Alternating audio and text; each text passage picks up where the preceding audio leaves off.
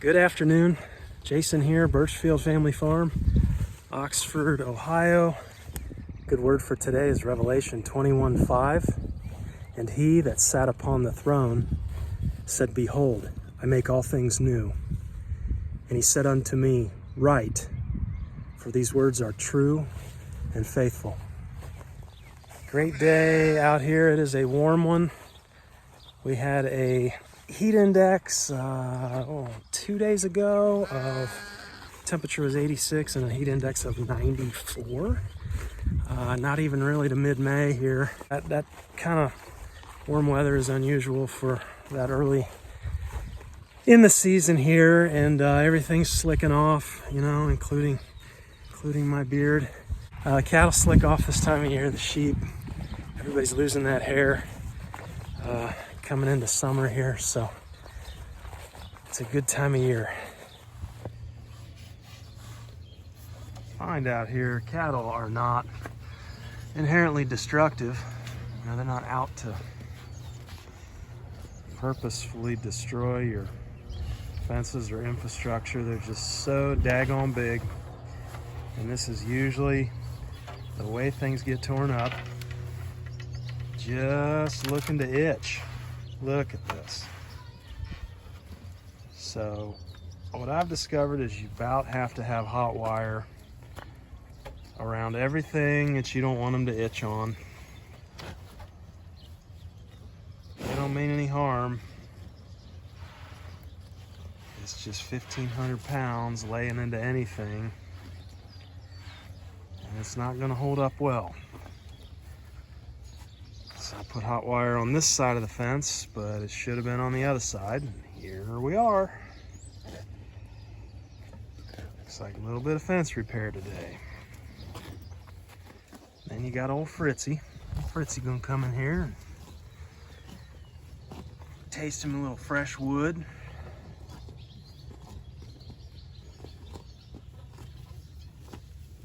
These guys do a good number on the grass for sure, but they're doing a number on the fencing today.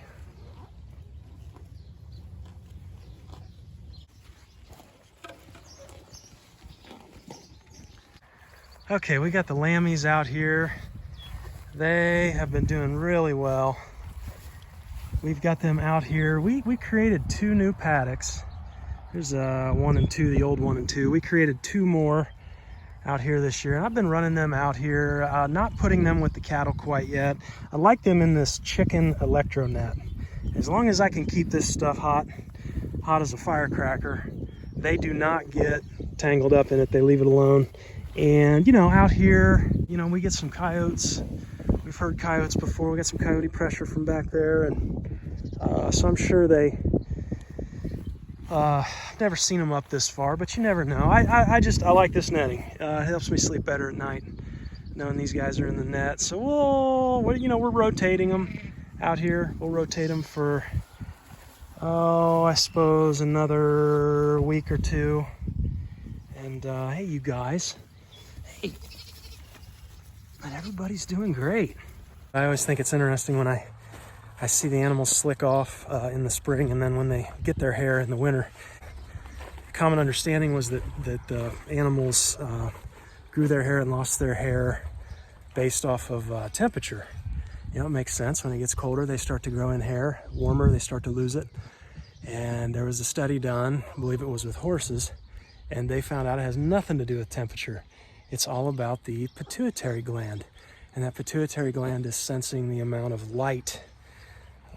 So as the days get shorter, going into winter, the animal's pituitary gland stimulates that hair growth, and vice versa this time of year. So I always thought that was interesting. We have just an absolute ton of stuff going on. I mean, that's always the way spring is, right? You hit the season and you've got all these dreams and goals that you conjured up over the winter. And then usually for me about 60% of them we end up trying, and the other 40% they're just not all that important, so they don't get done. You've only got so much time and energy out here, right? But it's a definitely a season of change for us right now on the farm. Lots of changes, lots of new things, including new growth. So I'm hopeful for that. I've got faith that this is going to be an incredible season coming upon us, and I encourage you in that as well. Okay, look at what we are moving into. This is what we're coming off of right here. We pulled our chickens around our layers in the chicken tractor there, and we had to cut this back. We had them on the garden, so we moved them over. And look at what these guys are going on here. It is just, I mean, this stuff is thigh tall here. And probably a little bit too leggy, but there's some good stuff down in here. Look at this. Oh yeah, red clover. Oh yeah, they're gonna eat this stuff up. We've been spending 3 days of paddock. I have not been mowing,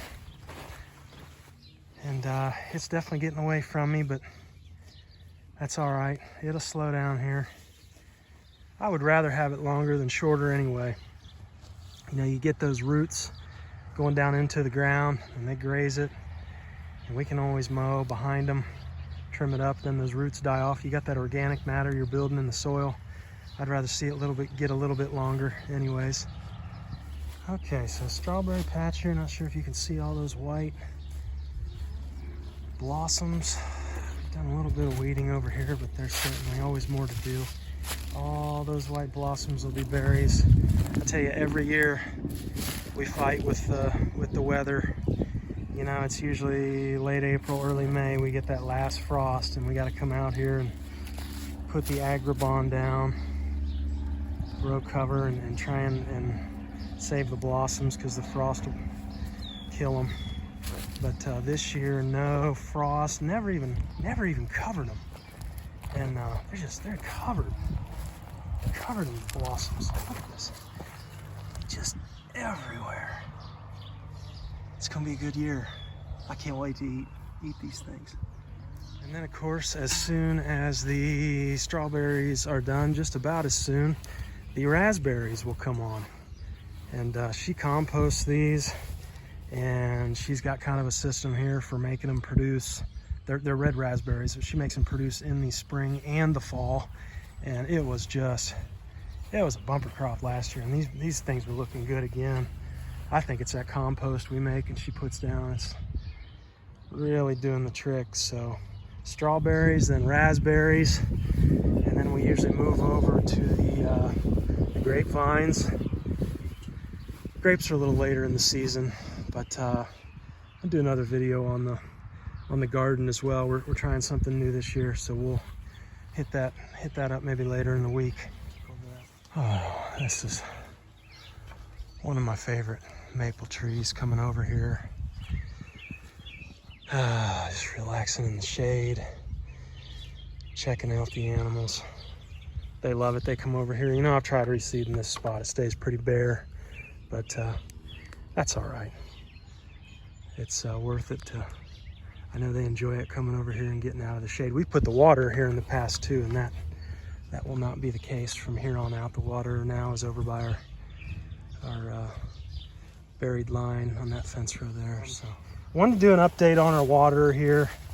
So water worked great last year, but we've added this 4x4 frame at the base, and I've kind of, you can see there, tacked it on the top. If you remember, I think maybe a couple videos ago, I put a hot wire around here. The issue is this time of year, Patrick's getting itchy. He's coming over here and he's itching on this. I mean, look how much they've sanded this wood down.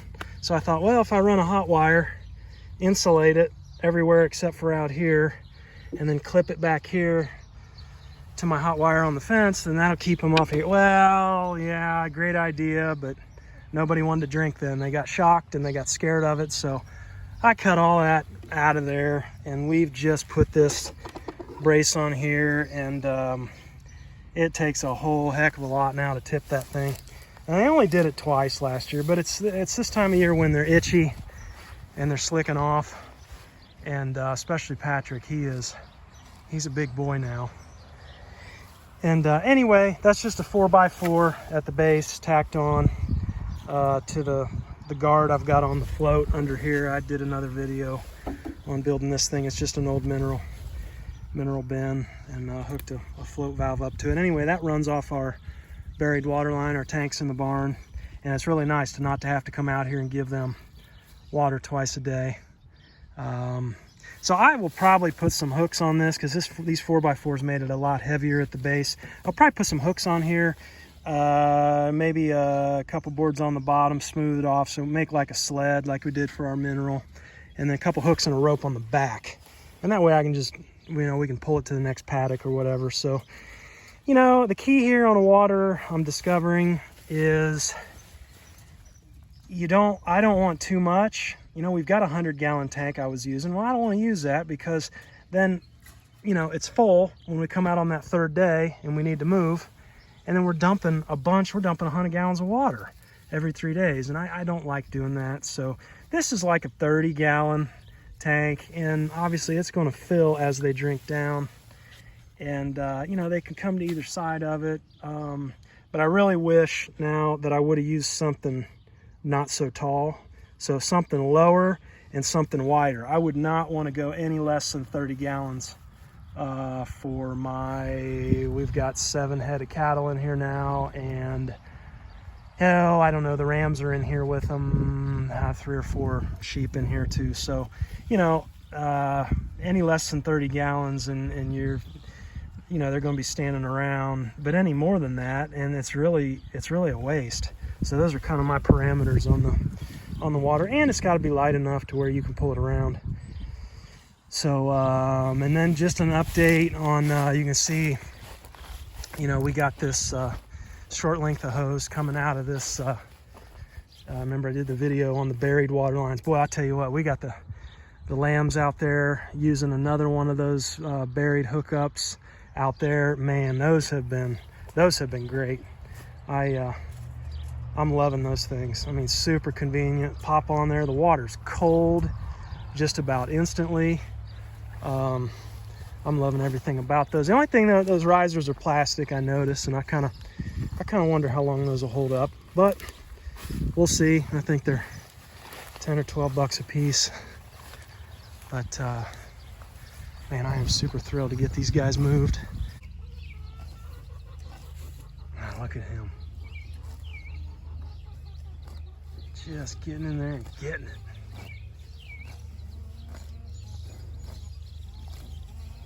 Grass into beef.